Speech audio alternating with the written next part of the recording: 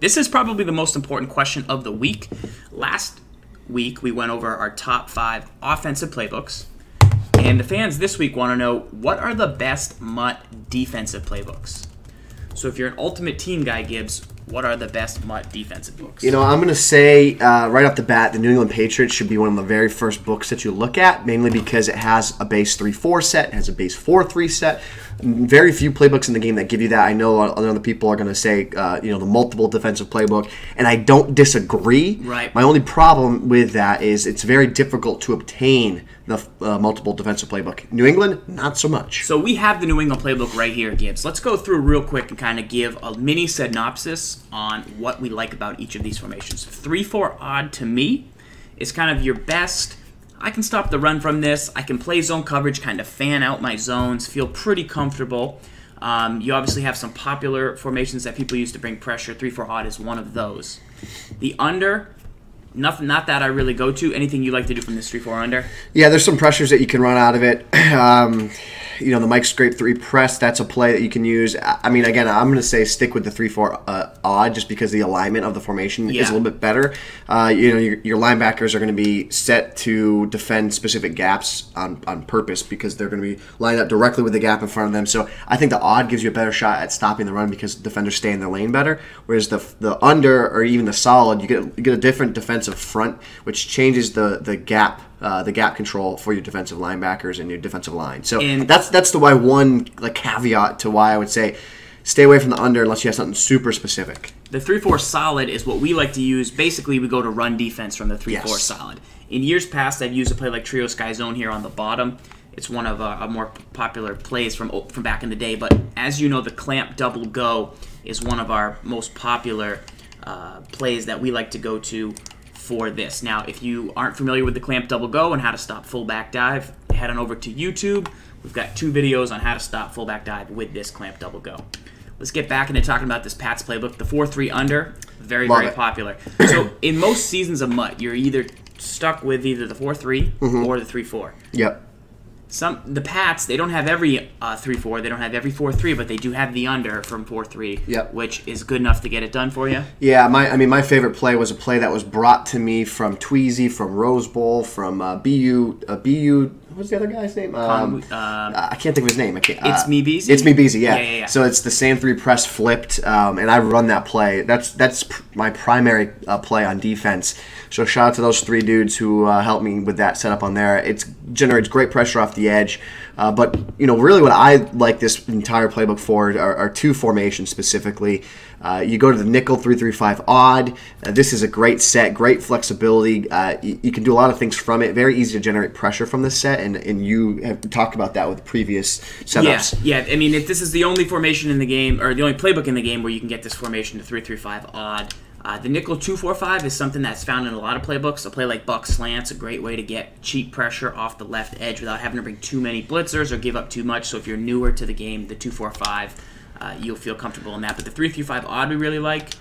The 2-4-5 double A gap is new. It hasn't taken off like I expected it to. The flats are sort of weak against it, and there's not a whole ton of 2-man coverage out of it, so that's maybe some of the reasons, but we'll see if that gets adapted as the game goes on. And then you've got the 3-3-5 wide, not the 3-3-5, but the 3-3-5 wide as an option as well. If you're struggling to stop outside runs, you can give the 3-3-5 wide a shot. But the other formation I think you really like, the Big Dime 1-4-6, my favorite set in the game right now. Great coverage, the 2-man. I love the personnel on the field. What's a very important tip from this is that your strong safety comes down, plays the number 4 CB. So if you're going to play man coverage, you want to sub him out, and then you want to put him back at strong safety. Unless you have 3 really good safeties, but even if you have 3 really good safeties, a CB is almost always going to be better in that area. Only for run defense would you want to leave him in there, or blitzing. The other thing you would think there is, okay, maybe if I start a guy like Ronnie Parker, 79 gold Ron Parker, great safety. He's got pretty good coverage skills, so he could maybe potentially stay there. Or if you had like Devin McCourty at strong safety, even though he's free safety, he's going to move down to that slot, and then you could potentially leave him there. But The other thing to note about this set is you're going to have linebackers drop down to defensive end positions. So I love that you have 4 linebackers on the field. I just think that having 4 linebackers, the stats that linebackers usually have, like more block shed, is more important to me on the field than having defensive ends who are slower, usually slower, more like power move type defenders. Yeah. So yeah, Sheldon Richardson is a guy you think of as like a Jarrell Casey type.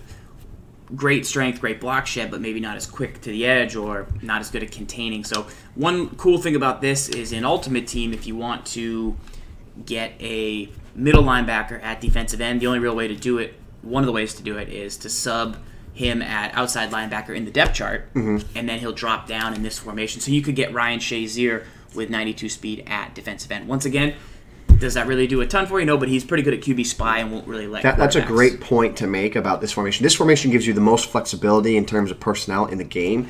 So another reason for that, right? So you could drop down at defensive tackle here. You could put an end here, right? Yeah. So you'd be technically playing like Sheldon Richardson at defensive tackle. And then, as Farrell was saying, you could put you could have a defensive tackle there, or you could sub defensive ends at the outside linebacker spots. You could put middle linebackers there. So there's a lot of different ways you can mix and match your personnel with this this defensive set. And I think it just gives you the best overall personnel in the game in terms of 4 linebackers on the field. And then the way the game is played is a pass-heavy game for the most part, right? Yeah. You got to have the coverage. You got to be able to have the defensive backs on the field to go out and defend the way people want to air the ball out up and down the field. I think this set gives you that flexibility. You've also then got the quarters 1 through 7, which we like. You'll see some players call coverages out of there, but going forward, make sure to check the Brain Trust for subscribers. I know Ben Hove has put blitzes that bring pressure from the Big Dime 146 and the quarter 1 through 7 in there. So you know what I love about the Big Dime 146 also? Like? So I was pretty sure it was watching the Giants Eagles the other night. Yeah. During the broadcast, I think it was Gruden or someone called out that the Eagles were using an extra safety, or maybe it was the Giants, in as a linebacker. And the reason they used an extra safety, so you had 3 safeties on the field and then 2 defensive backs, I think. They did that so that if the Eagles or whoever it were going no huddle, they could better defend it, because if they went to a passing set, they'd have an extra DB on the field. That safety can play like a hybrid. He can be a linebacker, but he can also have a little bit better coverage skills, where like if you had a linebacker in there and then they went out 4 wide, right, then it's going to be difficult to defend that with a linebacker. So I thought that was interesting, because that's kind of how we play. We play more secondary players on the field because we need to defend the pass. All right, so let's just take a look at this question one more time here. Once again, we're going over what are the best MUT defensive playbooks. We just noted that we feel that the Patriots is the #1 overall because of your base coverage 3-4 odd. You can kind of fan out your zones and be pretty confident against the run. You got the 3-4 solid with the double clamp go, which is on the YouTube channel for fullback dive defense. You've got the nickel 2-4-5, which is just a great solid coverage. The 3-3 odd is the only place you can get it is the Pats book. You've got the 4-3 as well, which makes it very versatile. We just talked about the Big Dime 146 and the quarters 1 through 7. What other playbooks do you go to? So this is very important. So this is a big question that people always ask. They always say, right